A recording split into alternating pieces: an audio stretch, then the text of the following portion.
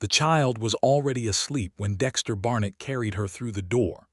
Georgia Fletcher stood frozen in the middle of the small kitchen, her hands trembling, flour still dusted across her forearms from the bread she had not finished baking, her hair half undone from a bun that had been fighting to stay in place since before sunrise. She had been awake since 4 in the morning. She had hauled water from the well. She had patched the fence where the cattle had broken through. She had ridden 6 miles into Caldwell and 6 miles back to collect the medicine the doctor had prescribed, only to learn at the pharmacy counter that the pharmacist had not received the shipment. She had done all of that with 4-year-old Lily strapped to her back for most of it, and now her daughter's small face was pressed against the broad shoulder of the county sheriff, and Lily's little fingers were curled loosely against the front of his shirt, and Georgia could feel her own knees threatening to give out beneath her. Dexter crossed the room with the quiet certainty of a man who had learned long ago that some moments do not require noise. He passed Georgia so closely that she could smell the cedar and leather and dust of him, and she turned instinctively, following his movement the way a sunflower turns toward heat it does not fully understand. He carried Lily through the narrow doorway into the back room, where the child's small cot sat beside the window, and Georgia heard the low creak of the floorboard that always announced that corner of the room, and then there was silence, and then there was the soft sound of a wool blanket being drawn upward. Georgia pressed both hands against the kitchen table to steady herself. She was not a woman who cried. She had not cried at her husband's funeral 18 months ago, not because she had not been devastated, but because there had been no one to hold Lily while she allowed herself to fall apart. She had not cried when she discovered that the farm her husband had left her was mortgaged nearly to nothing. She had not cried when the bank in Caldwell sent the letter with the threatening language about foreclosure. But standing in her own kitchen at 7:30 in the evening with her body wrung out like a dishcloth, and a silence settling over the house that felt, for just a moment, like something close to relief, Georgia Fletcher felt the dangerous prick of tears behind her eyes and had to press her lips together hard to keep everything contained. Dexter appeared in the doorway. He looked at her the way he had been looking at her for 6 weeks. Since the afternoon he first rode out to the Fletcher property on what was supposed to be routine business about a disputed landmarker, and ended up staying 4 hours because the fence needed mending and his conscience would not allow him to ride away from a woman managing a farm alone with a small child, and a list of problems longer than his arm. "Let her rest," he said, his voice low and steady, the way it always was, carrying that particular quality she had noticed early on, a quality like deep water, calm on the surface and full of current underneath. "You have done enough for one day, Georgia." The sound of her name in his mouth was a betrayal of every wall she had carefully constructed around herself since the day they lowered Robert Fletcher into the red Kansas earth. She did not respond right away. She turned back to the table and picked up the bread dough she had abandoned and began pressing her fists into it, because her hands needed something to do, because if she stood still and looked at him, she was going to do something she could not take back. "I still have to get the bread in," she said. "Georgia, and the lantern in the barn is low. I noticed it this afternoon. If I do not refill it before morning, the horses will be in the dark when I go out for the early feeding." "Georgia, stop." She stopped. Not because he commanded her to. Dexter Barnett was not the kind of man who commanded women. She stopped because of the quality in his voice, something beneath the words, something she recognized the way you recognize a sound from childhood, immediately and from the marrow. She turned around. He was leaning against the doorframe with his hat in his hands and his dark eyes on her face, and he looked like a man standing at the edge of something he had been circling for a long time. His jaw was set but not hard. There was something careful and honest about him that she had never been able to dismiss, no matter how many times she had tried to tell herself that she did not need his help, that she was not interested in the complication of another man in her life, that she had Lily to think about and the farm to save and not a single extra ounce of herself to give to anyone. "Sit down," he said, and it came out less like a request than a plea. She sat down. Georgia Fletcher sat down at her own kitchen table at 7:30 on a Thursday evening in October of 1879, and put her face in her flour-dusted hands, and let herself be still for the first time in 39 hours. Dexter did not come to her immediately. He went to the iron stove first and picked up the tin kettle that was sitting on the back burner and checked the water level and set it forward to heat. He found the tin of coffee on the shelf where it always was, because he had been in this kitchen enough times now that he knew where things lived. He moved with the quiet efficiency of a man who had spent years learning how to make himself useful without making himself intrusive, and Georgia watched him from behind the lattice of her own fingers, and felt something shifting inside her chest that she could not name and was not ready to name. 41 years old. That was how old Dexter Barnett was. He had come to Harper County 6 years ago from Missouri, carrying a reputation as a fair and principled lawman, and a set of sorrows that he did not discuss with anyone, and that everyone in Caldwell knew about anyway, because that was the nature of small towns on the frontier. His wife had died in childbirth in 1874, along with the baby, a son. He had buried them both in Boonville and then ridden west, because west was what you did when the place you were living in contained more grief than the land could hold. Georgia was 32. She had been 19 when she married Robert Fletcher, and they had built something real together, something honest, a life she had been proud of even in the hard years. And then he had been thrown from a horse on a Tuesday in April and been dead before anyone could get to him. And the life she had been proud of had cracked straight down the middle, and she had been standing in the gap ever since. She did not think of herself as a woman who needed rescuing. She thought of herself as a woman who was tired, which was different. Dexter set a cup of coffee in front of her and then sat down across the table, not beside her, not too close, and she appreciated that precision in him, the way he always seemed to understand exactly how much space she required. "You are going to run yourself into the ground," he said, not accusatory, just direct. "I know that," she said.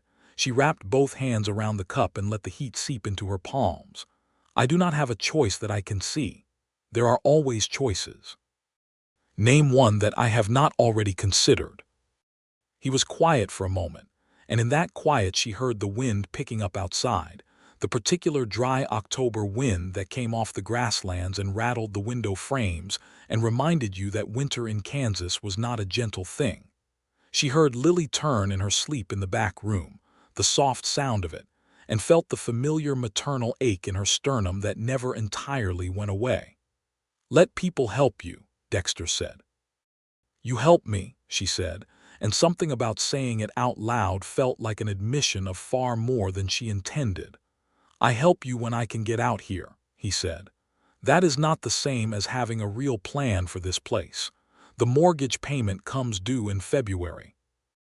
You told me that yourself. I am aware of when my own payments are due, Sheriff Barnett." There it was, the formality she used as a weapon when she felt cornered. She saw the slight tightening around his eyes that told her the shot had landed and felt immediate shame for it. "I am sorry," she said. "That was not fair." "No," he agreed without malice. "It was not." The coffee was strong and slightly bitter and exactly what she needed.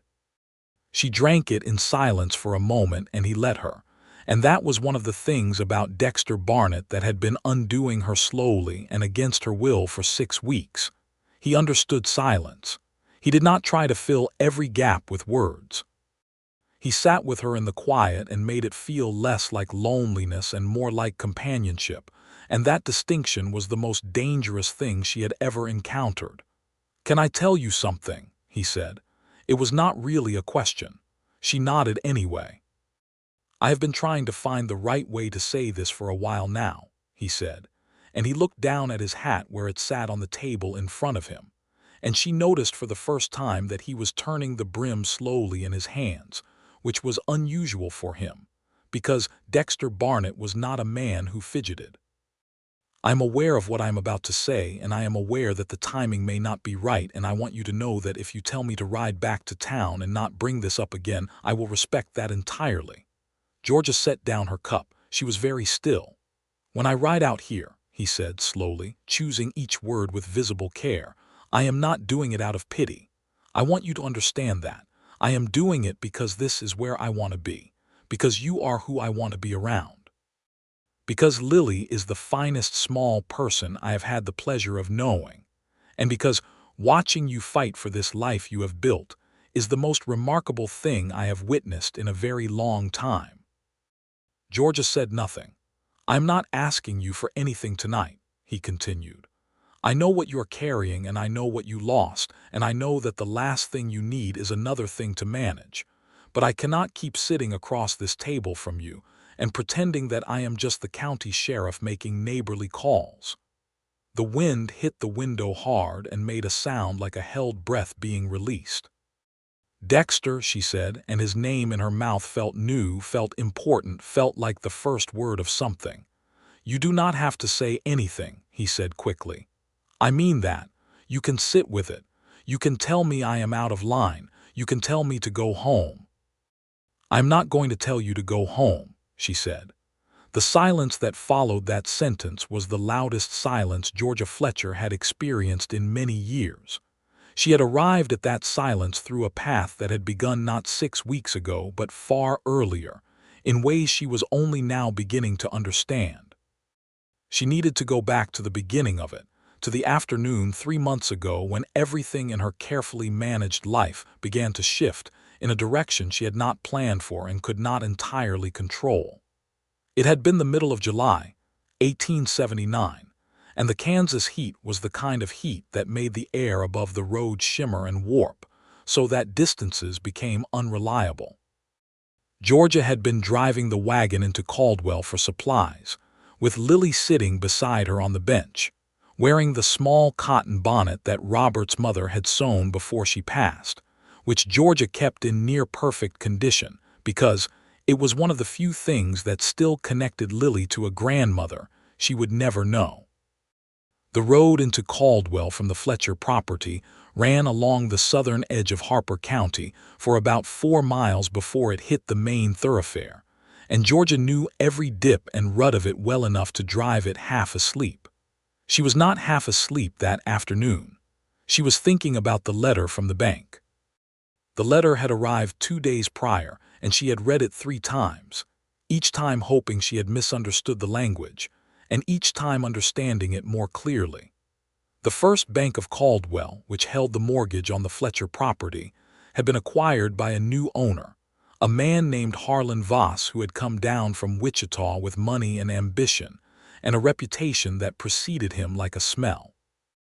Under the new terms Voss intended to impose, the interest rate on the outstanding mortgage would increase substantially, and any farmer unable to meet the new payment schedule would face foreclosure proceedings by the spring of 1880.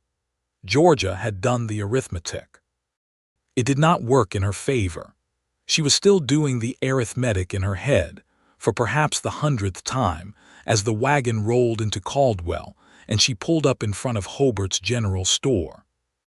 She tied the horse to the post and lifted Lily down from the bench and took her daughter's small hand and walked up onto the boardwalk and nearly collided with Dexter Barnett, who was coming out of the store with a paper bag of tobacco in one hand and a look of mild surprise that quickly reorganized itself into something more careful. "Mrs. Fletcher," he said, stepping back and touching the brim of his hat. She had seen him before, of course. Caldwell was not a large town. You saw everyone. She had been vaguely aware of him as the sheriff, as a man with a steady reputation and a quiet manner, as someone who had handled the dispute between the Abernathy Ranch and the Delaney homestead the previous spring, with a fairness that several people in town had commented on approvingly. But she had not had a real conversation with him, not one that extended beyond the transactional pleasantries of a small frontier community. "Sheriff," she said, stepping slightly to the side with Lily tucked close against her leg. He looked down at Lily with the kind of uncomplicated warmth that some people have naturally around small children, the kind you cannot fake. And Lily, who was generally reserved with strangers, looked back at him with her large dark eyes and said, without preamble, "Your badge is very shiny." Dexter Barnett looked at the small child for a moment and then looked at Georgia, and something in his expression shifted in a way she could not entirely read. "That is a very astute observation," he said to Lily in a tone that was entirely serious. "I polished it this morning." "Why?" Lily said. "Because it is important to take care of things," he said, "even small things." Lily appeared to consider this with the gravity that 4-year-olds sometimes bring to philosophical exchange, and then she nodded as though he had said something sufficiently wise, and turned to look into the window of the general store. Georgia watched this exchange and felt something she could not immediately identify, a softening somewhere in her chest, almost involuntary, the way you flinch when you see something unexpectedly beautiful. "How are you managing out at the Fletcher place?" Dexter said, and he was looking at her now with that directness she would come to recognize, the look of a man who asked questions because he actually wanted the answers. "Well enough," she said, which was the answer she gave to everyone and which was not entirely accurate. "I heard about the bank situation," he said, "with Harlan Voss." She stiffened slightly. "News travels." "It does in this county," he acknowledged. "Voss has been buying up properties in 3 counties. He is not the only one either. There are men coming in from the east with money and intentions that are not entirely comfortable for the people who have been farming this land for years. I want you to know," he added, "that if you have legal questions about the terms he is trying to impose, there are things that can be done. I am not a lawyer, but I know one in Wichita who is honest." Georgia looked at him for a moment, trying to assess the nature of this offer, to determine whether it came with strings attached or with the particular condescension that men sometimes deployed when talking to women they did not take entirely seriously. She found neither. She found a man who was looking at her the way she imagined she looked at the land survey maps she had studied obsessively since Robert died, with focus and attention and the genuine desire to understand what was in front of him. "That is kind of you," she said. "I may take you up on that." She had not expected to. She said it the way you say things sometimes, as a way of closing a conversation gracefully. But 2 weeks later, when she found a discrepancy in the original mortgage document that suggested Voss's new terms might not be legally enforceable, she drove back into Caldwell and went to the sheriff's office, and Dexter Barnett was at his desk doing paperwork, and he looked up when she came in and said, "Mrs. Fletcher," with a quality of gladness in his voice that he did not seem entirely aware of. She told him about the discrepancy. He listened without interrupting, which was a quality she had not encountered in sufficient quantity over the course of her life. When she finished, he said, "Write it all down, everything you found. I will send a letter to my contact in Wichita today." She wrote it down. He sent the letter. The letter from Wichita came back 3 weeks later and contained information that was genuinely useful, a legal argument that could be mounted against Voss's new terms based on the original contract language, an argument that would not certainly succeed but had genuine merit and was worth pursuing. By this time, Dexter had already been out to the Fletcher property twice. The first time was genuinely about the land marker dispute, a question about where the property line fell relative to the neighboring Hendricks claim, and he handled it quickly and efficiently and without drama. But before he left, he had noticed the fence section that was leaning badly along the north pasture, and he had come back the following Saturday with fence posts and wire, and spent most of the afternoon fixing it. And Georgia had not asked him to and had not entirely wanted to accept the help, and had accepted it anyway because the fence genuinely needed fixing, and she was genuinely tired. Lily had followed him around the whole afternoon, offering commentary. "You are hitting it very hard," Lily observed at one point watching him drive a post. "It needs to go into the ground," he explained. "Why is the ground so hard? Because it has not rained enough this summer." "Mama says that too," Lily said. "She says the weather is being very selfish." He had looked up at Georgia with something bright in his eyes, and Georgia had turned away to hide the fact that she was very close to smiling. By the time September arrived, Dexter was coming out to the property every week or so, sometimes for reasons that were entirely practical and official in nature, sometimes for reasons that were considerably less so. He helped her move the hay bales into the barn before the first cold snap came through. He repaired the hinge on the barn door that had been hanging wrong for 2 months. He brought out a doctor when Lily developed a cough that lasted longer than it should have. A cough that turned out to be minor, but that had terrified Georgia in the quiet hours of the night when she lay awake listening to the small rattling sound of her daughter's breathing. It was the night of the doctor's visit that something crystallized between them, something that had been building slowly and carefully, the way pressure builds in the earth before it finds a way to move.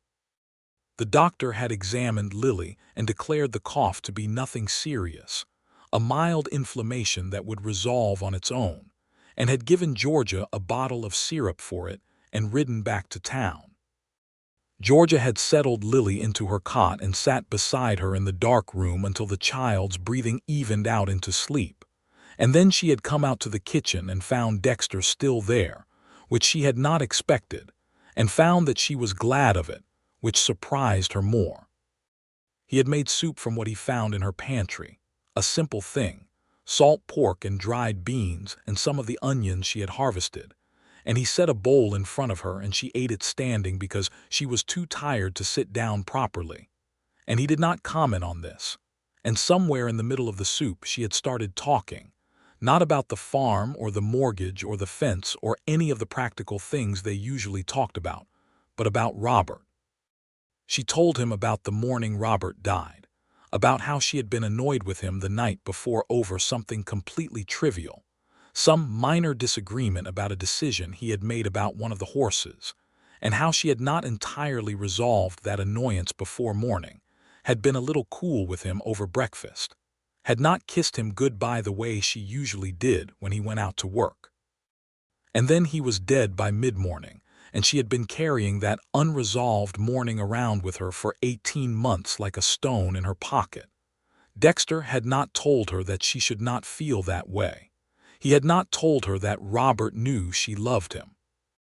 He had not offered any of the comfortable things people say when they do not know what else to say. He had been quiet for a long moment and then he had said, "I know about unresolved mornings. I had one of my own." And then he told her about his wife, about Catherine, about the way she had been so determined to seem fine in the weeks before the birth, because she did not want him to worry, and how he had let himself be convinced, had not pushed harder to call the doctor earlier, and how he had stood in the doorway of the room and heard the silence and known before anyone told him. They had sat in George's kitchen until almost midnight, two people who had been carrying their separate grief with tremendous discipline, and something had passed between them in that kitchen that night that Georgia had spent the subsequent weeks trying not to think about too directly, the way you try not to look directly at the sun. And now it was October and Lily was asleep under the blanket Dexter had laid over her, and he was sitting across the kitchen table from Georgia with his hat in his hands, and the weight of what he had just said hanging in the air between them like smoke after a fire. And Georgia was looking at him and thinking about betrayal, not his betrayal of anyone, but her own potential betrayal of the version of herself that she had decided to be after Robert died, the self-sufficient, indestructible, needing nothing version. "I do not know what I am doing," she said honestly. "That is all right," he said. "I am not sure I do either." "I am frightened," she said, and the admission cost her something. She felt it go, felt the particular expenditure of energy that comes from saying a true thing out loud. "Of what specifically?" he said. She thought about it. "Of wanting something again," she said. "Of building something and having it taken away again. Of doing that to Lily. She is so young. She does not entirely understand yet that her father is gone. If I bring someone into her life and then that is taken too, I understand that," he said. "That is not a small fear. And you have dark places," she said, and she watched his face to see if he would flinch from the directness. He did not. I know you do. Everyone in this county knows your story to some degree. You have been alone for 5 years and you are not entirely sure what you are made of anymore when it comes to things that are not work. His jaw tightened fractionally. That is probably accurate. So we are both terrified, she said. We are both terrified, he agreed. That is not a particularly good foundation. Or it is the most honest one possible, he said, because at least we are not lying to each other about it. Georgia looked at him for a long time. Outside, the wind was doing its autumn business with the grasslands, a vast restless sound that was one of the most familiar sounds of her life, the sound of the plains at night, full and hollow at the same time. I am not going to make you any promises tonight, she said. I am not asking for any. But I am not going to tell you to go home either, she said, and she had said it already earlier, but she said it again because it needed to be said again, needed to be settled. He looked at her and she looked at him, and something quiet and enormous passed between them.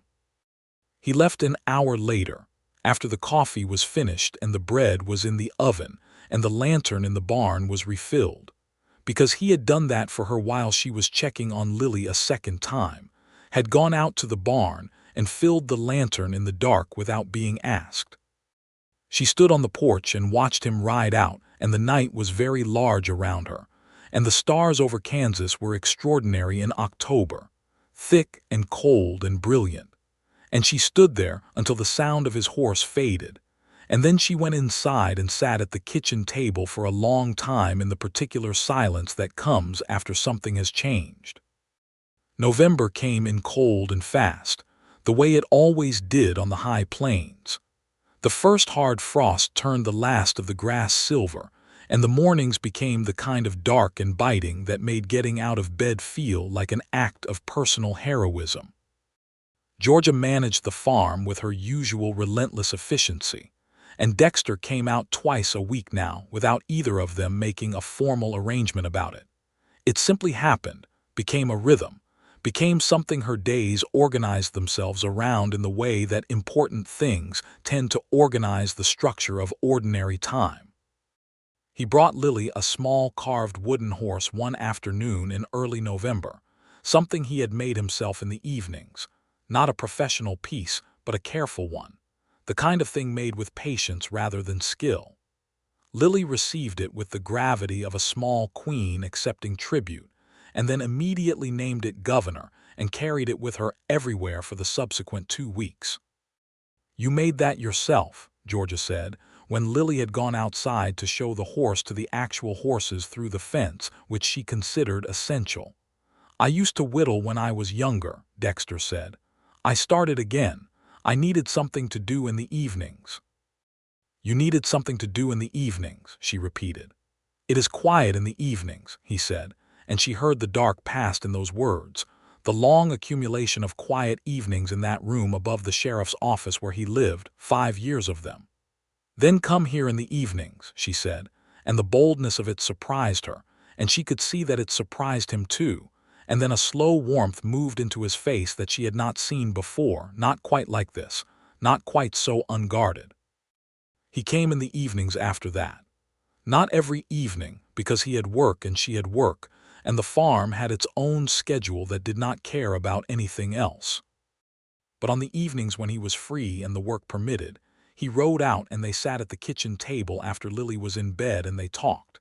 They talked about everything, about the land and the legal situation with Voss and what the lawyer in Wichita had advised, about Kansas and Missouri and what it meant to choose a place to build a life, about books, which they had both read with a seriousness that surprised each of them about the other.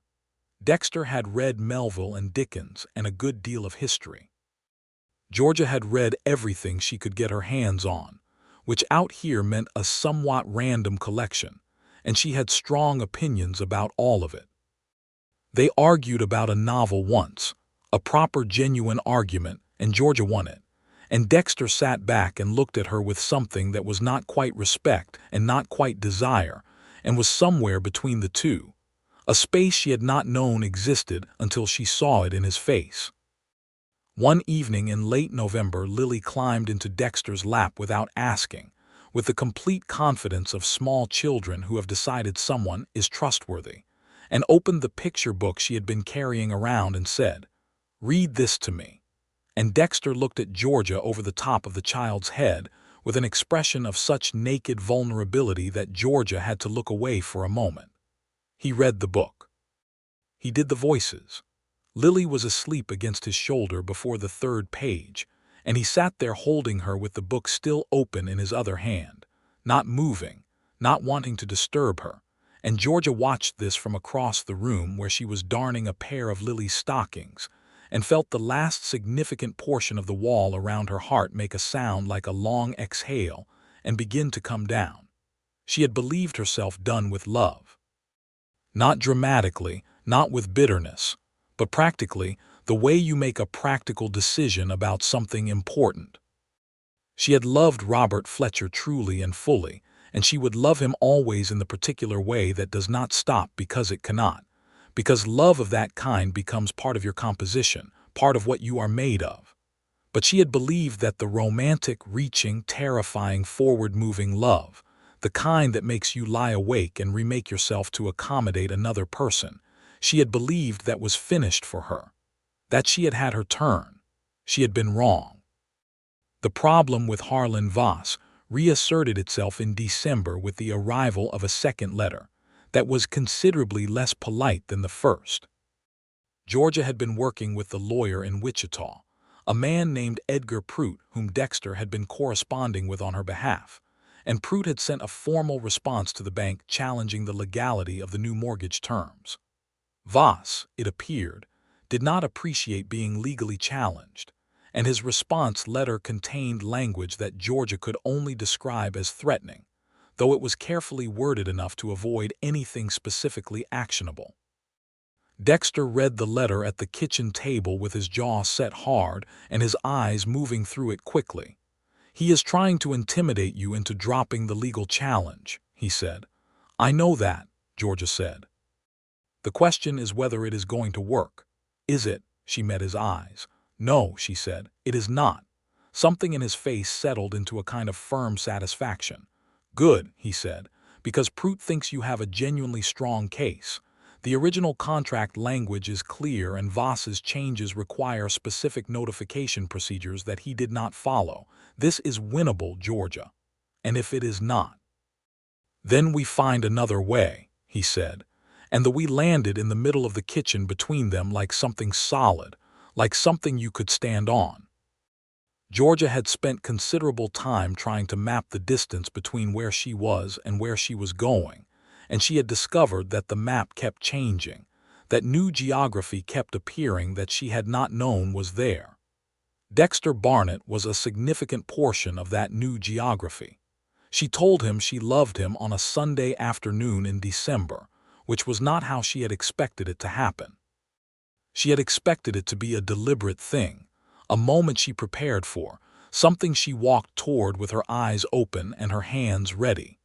Instead, it happened while they were doing something entirely ordinary.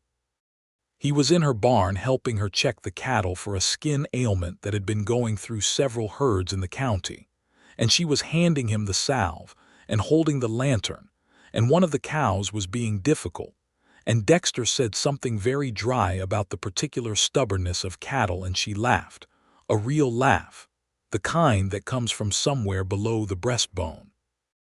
And she looked at him standing in the cold barn light with his dark eyes bright with shared amusement, and the words came out of her as naturally as breathing. "I love you," she said. "I want you to know that." He went very still. The cow moved off and neither of them noticed. "Georgia," he said. "I know," she said. "I know it is complicated, and I know we have both been afraid, and I know there are approximately 40 practical reasons why this is not a simple situation. I am not asking you to solve any of them tonight. I just wanted you to know the truth." He put down the salve tin. He crossed the distance between them in 3 steps, and he took her face in both his hands, his warm hands, his careful hands, and he kissed her. And it was not a tentative kiss. It was the kiss of a man who had been waiting for permission and was now free. And Georgia kissed him back with everything she had, with all of the fear and longing and held breath of the past several months. And the cattle shifted in their stalls around them, and the lantern swayed slightly, and outside the Kansas wind was doing its cold December work, and none of it mattered at all. "I have loved you since October," he said, against her hair, his voice doing something she had never heard it do before, shaking slightly, just at the edges.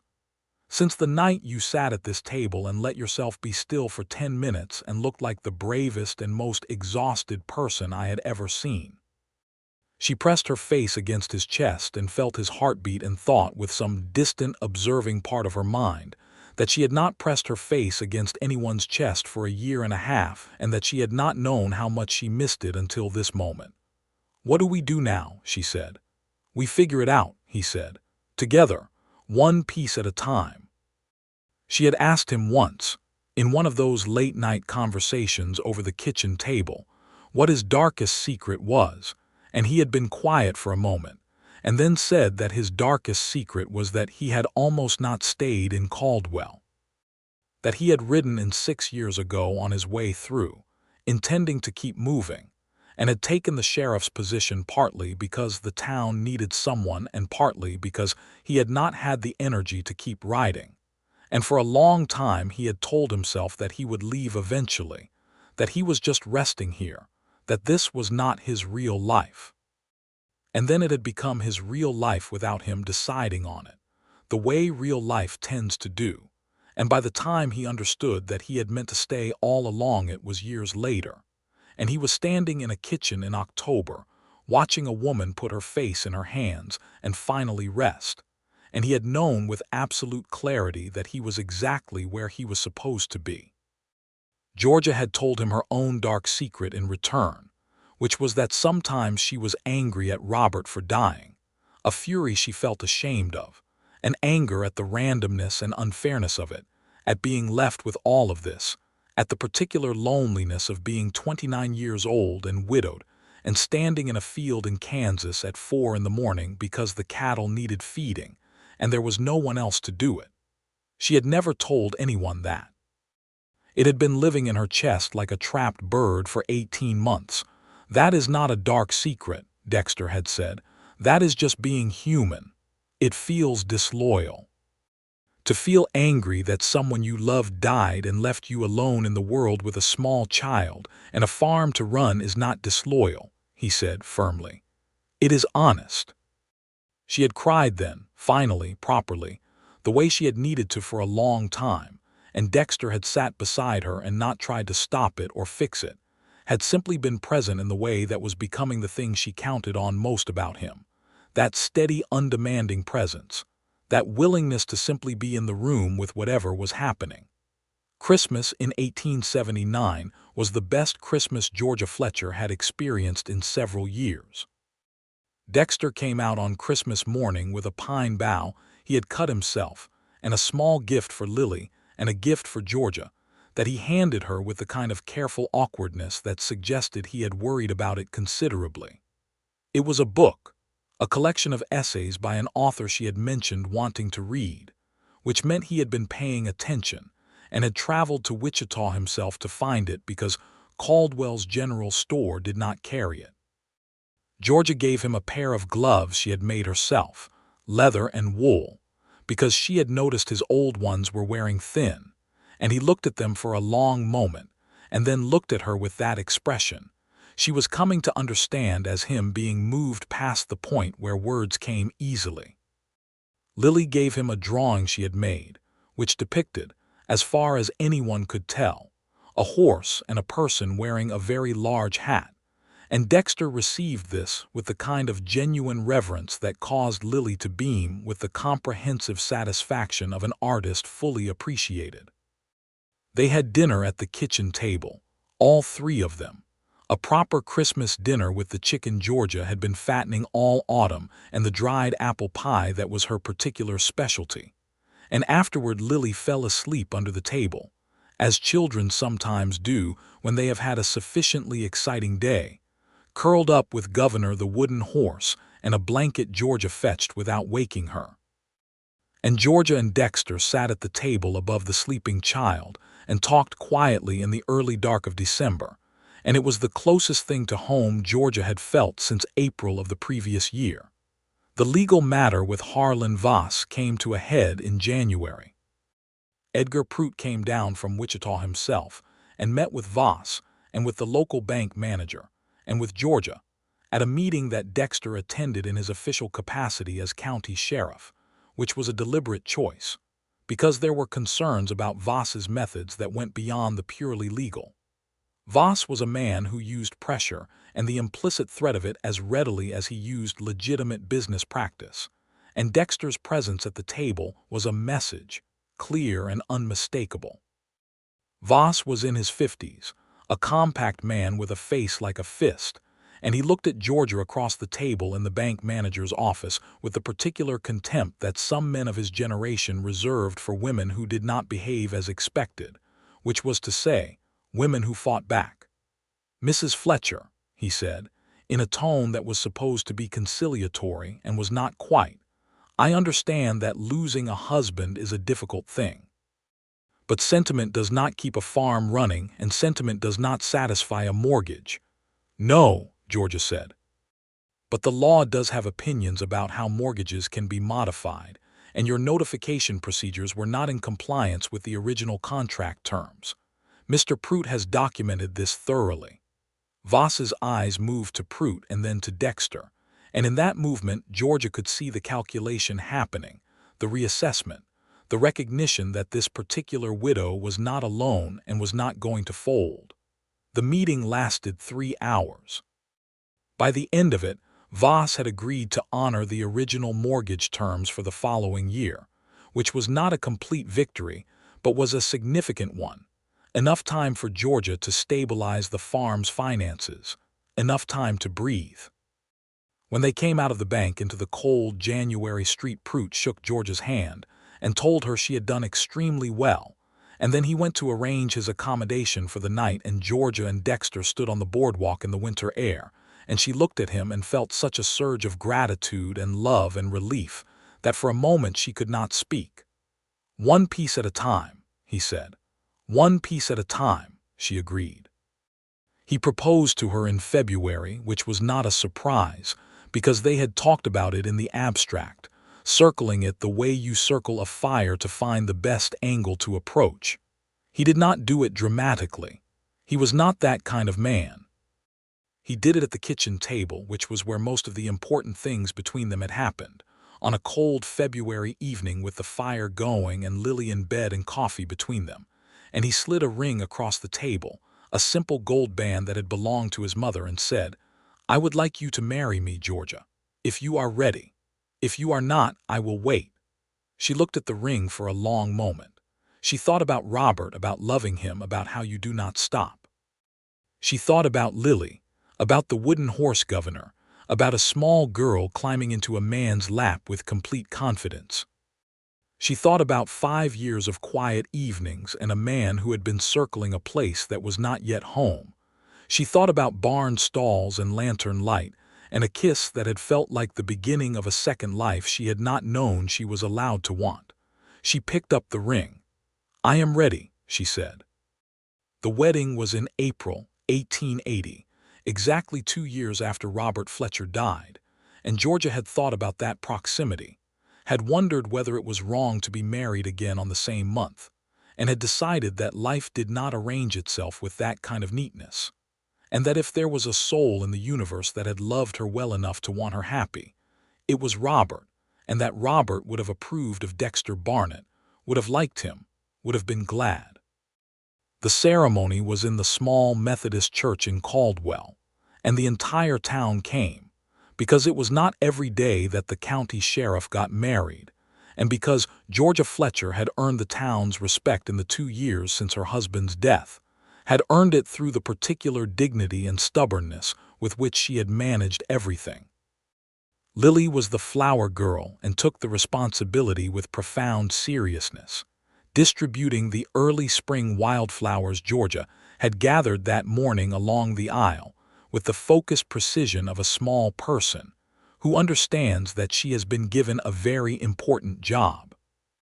Dexter stood at the front of the church in the good dark coat he had brought out from the back of his wardrobe, and when Georgia came through the door on the arm of her neighbor Samuel Abernathy, who had offered because Georgia had no family close enough to travel, Dexter looked at her, and his face did the thing it did when he was moved past words, and Georgia walked toward him thinking that she had not expected this, not this specific happiness, not this particular arrangement of her life.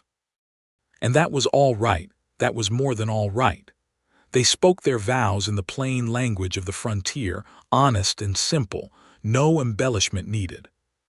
Lily, standing beside them, whispered audibly at the part where the minister said you may kiss the bride. Are they going to do the kissing thing now? And several people in the front pews had to work considerably to keep their composure. They moved the sheriff's residence in the summer of 1880. Dexter deputized a man he trusted, a young fellow from Arkansas named Henry Cole, who had arrived in Caldwell the previous year and proven himself reliable, and Henry took over the day-to-day management of the office in town, while Dexter continued as sheriff, but ran the operation from the Fletcher property. He still rode into town most days, still handled his duties with the same thoroughness he always had, but the evenings were no longer spent alone in a room above the office. The evenings were spent at the kitchen table, and then later in the life that assembled itself around that table. The property recovered gradually, not all at once, not easily but steadily, the way that real things tend to recover, by increments and small victories. The legal situation with Voss was finally resolved completely in the summer of 1880 when Prout, pursuing several related cases involving Voss's activities in multiple counties, uncovered evidence of fraudulent practice significant enough to bring before a judge in Wichita. Harlan Voss was fined substantially, and his capacity to modify existing mortgage contracts was legally removed. He left the area the following year, which Caldwell noted without much mourning.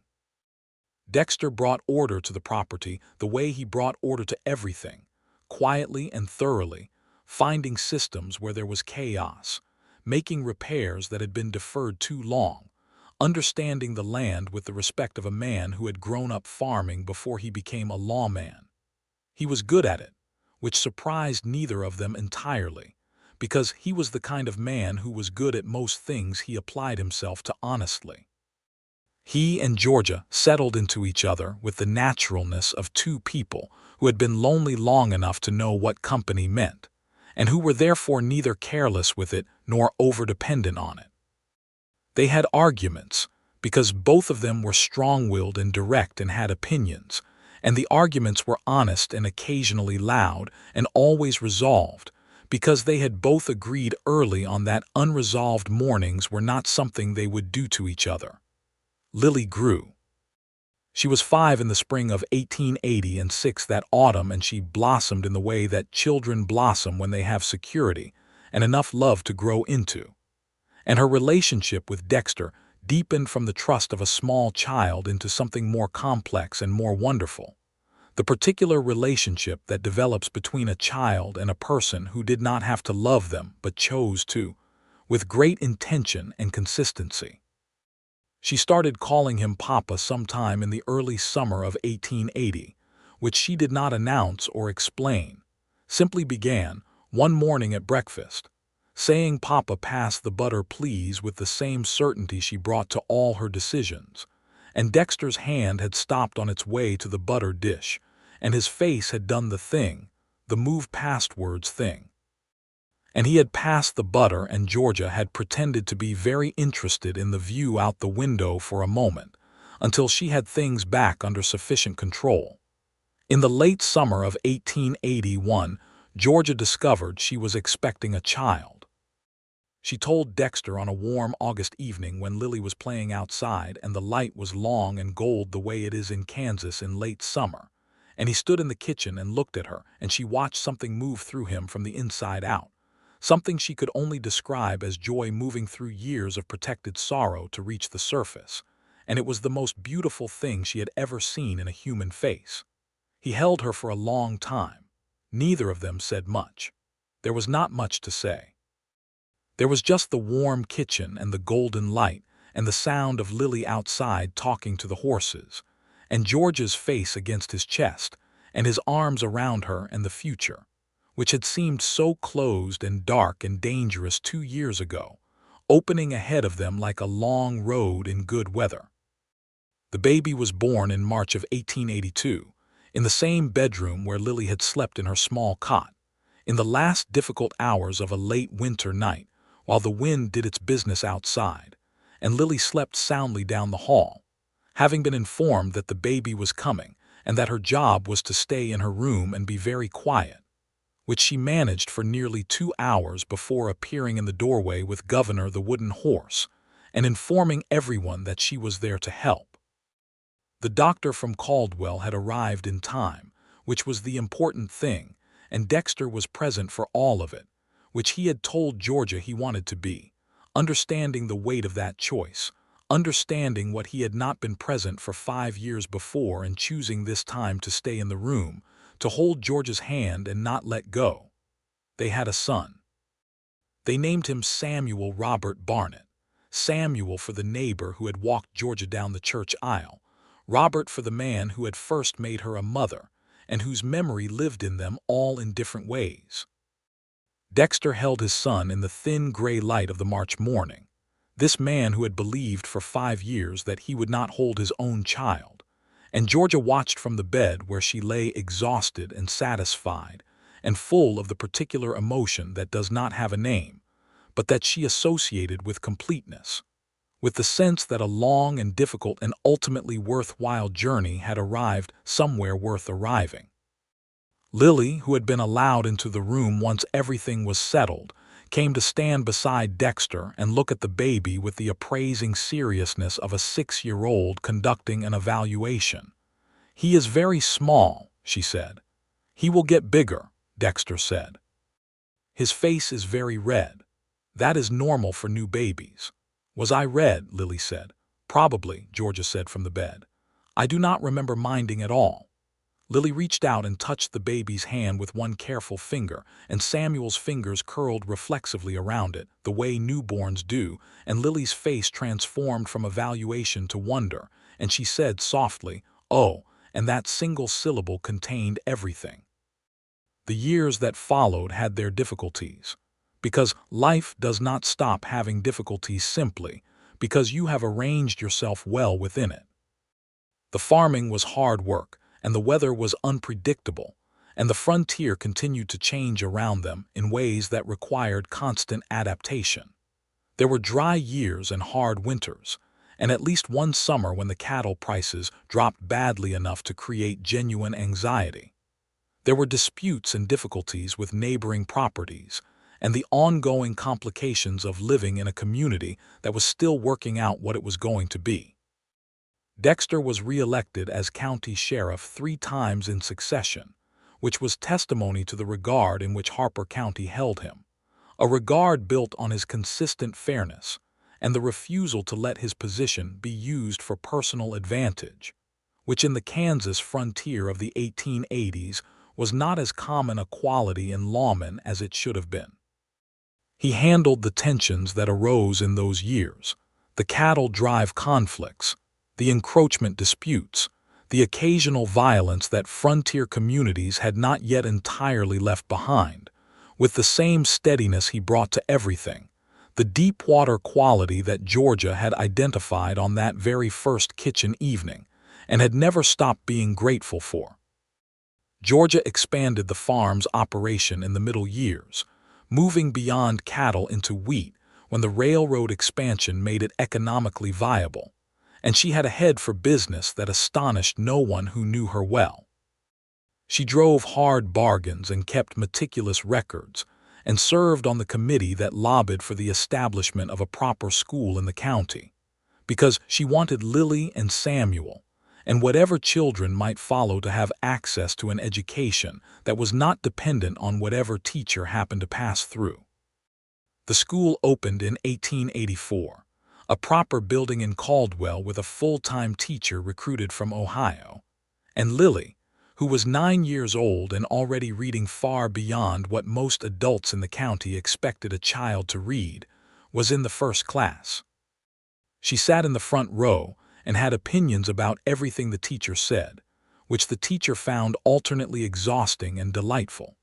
Samuel was a different child from Lily, quieter, more watchful, with Dexter's quality of deep-water calm and Georgia's capacity for fierce love when aroused, a combination that produced a child who was easy to overlook and dangerous to underestimate. He followed his father around the property from the time he could walk steadily, absorbing everything, asking questions that revealed the depth of his observation. Georgia discovered she was expecting again in the autumn of 1884, and this time it was a daughter, born in the spring of 1885, whom they named Clara Elizabeth Barnett, Clara for no particular reason except that it suited her, Elizabeth for Dexter's mother, whose ring Georgia still wore on the hand it had been placed on that February evening at the kitchen table 4 years before. 3 children. A farm that was finally, genuinely, solvent. A marriage that had grown from terrified honesty into something deep and rooted and full of the particular warmth that comes from choosing someone every day rather than simply falling into them.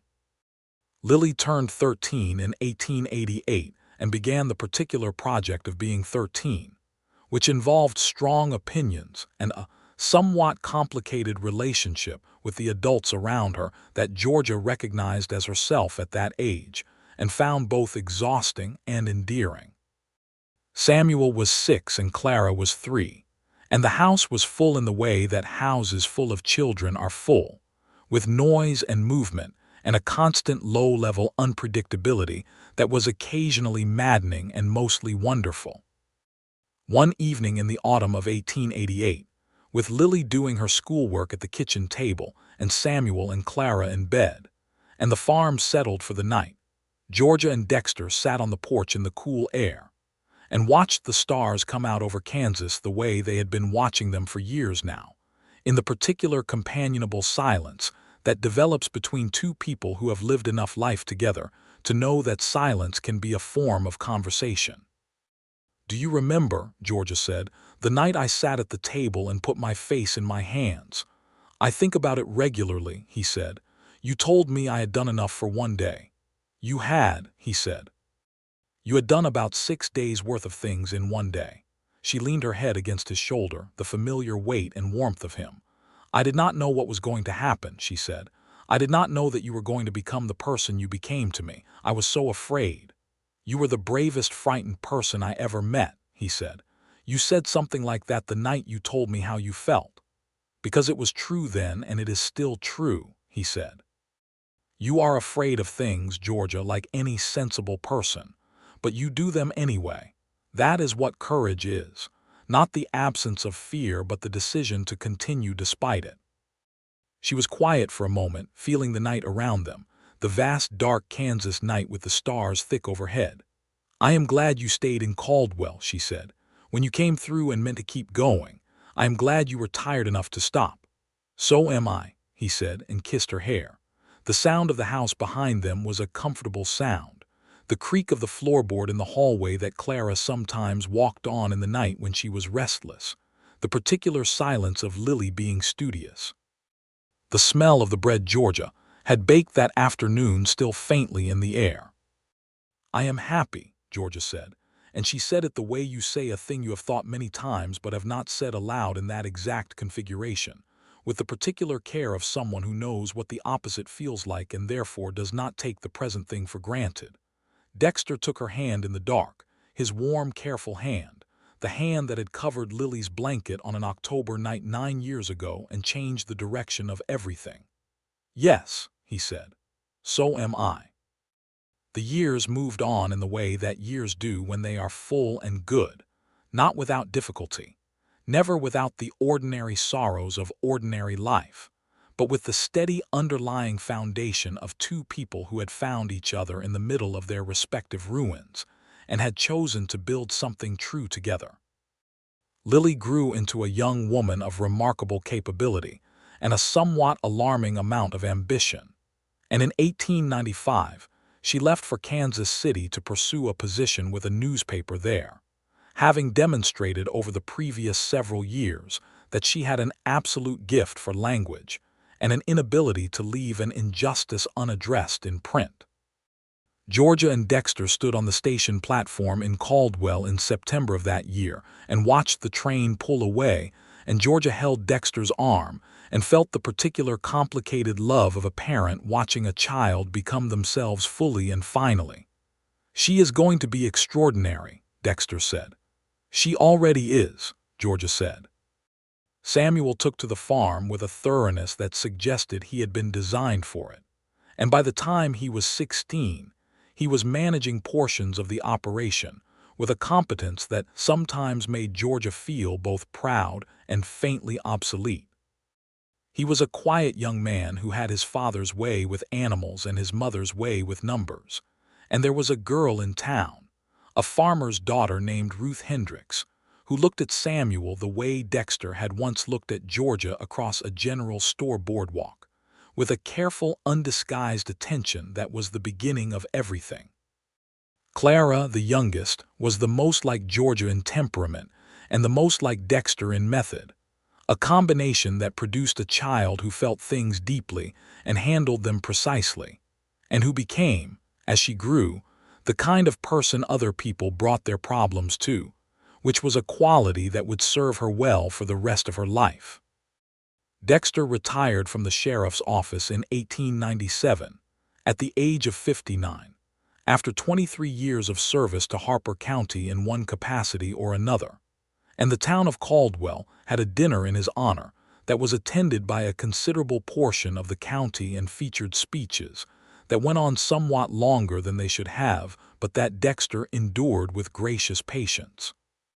He was given a framed certificate and a set of silver-handled revolvers, which he accepted politely and then placed in a cabinet in the study where they remained, largely decorative, for the rest of his life.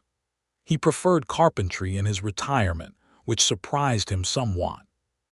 He had always been capable with his hands, but had never had the time to pursue it seriously, and now he built things with the focused pleasure of a man doing something he should have been doing for years. He built a proper work table for the kitchen. He built a bookcase for the parlor to hold the substantial collection that had accumulated over decades. He built a rocking horse for Samuel and Ruth's first child, a boy they named James, in 1898, a rocking horse that was infinitely superior to Governor the wooden carved horse, though Georgia noted that Governor still occupied a place of honor on the mantelpiece above the fireplace, which Lily had insisted upon when she came home for visits. The farm continued under Samuel's capable management, and Dexter helped where he was useful and stepped back where he was not, which took more discipline than he expected, but which he managed with the grace of a man who understood the difference between helping and interfering. There were grandchildren. James first, then a girl named Eliza, then another boy named Thomas, and they arrived at the Fletcher Barnett farm with the joyful chaos of all grandchildren everywhere, filling the house that had once been so quiet with a noise that Georgia and Dexter received with the particular delight of people who know that the noise is temporary, and therefore can enjoy it fully without reservation. Lily came home for Christmas every year, sometimes with a colleague she was particularly fond of, sometimes alone, always with opinions and stories, and the particular electric presence of a person who is doing exactly what they were meant to do with their life. She had become a known voice in Kansas City journalism, writing about the people and conditions of the frontier with clarity and advocacy, writing particularly about the conditions of the homesteading families who were still being preyed upon by the kind of interests Harlan Voss had represented, and her writing had made a difference, had contributed to legal reforms that helped protect the people it was written about. Georgia read every piece Lily wrote and kept them in a folder in the desk drawer in the parlor. "She got her stubbornness from you," Dexter said once, watching Georgia read one of Lily's pieces with an expression of fierce maternal pride. "She got her sense of justice from you," Georgia said, without looking up. "We made a good combination," he said. She looked up then and found him watching her with the expression she had catalogued over 20 years, the full, warm directness of a man who has not stopped finding the person he loves remarkable. "We did," she said. On a morning in October of 1899, exactly 20 years after the night Georgia Fletcher put her face in her flour-dusted hands at her kitchen table, while a tall, quiet sheriff laid a blanket over her sleeping daughter. Georgia woke early the way she always did and lay in the half-dark listening to the sounds of the house.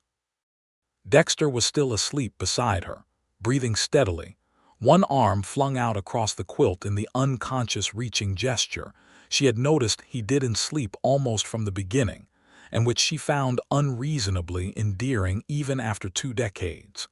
She lay there in the early dark and thought about 20 years.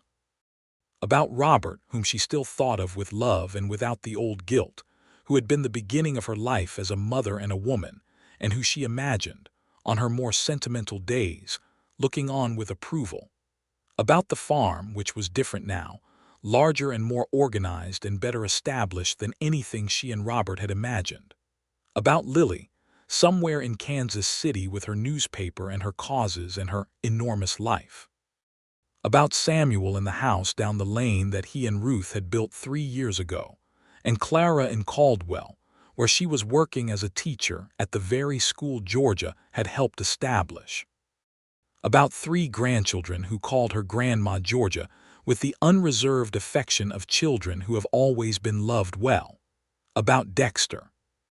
She turned her head and looked at him in the early light, this man who had been so carefully constructed around his own hidden sorrows, and who had allowed her to see past the construction, and who had in turn seen past hers.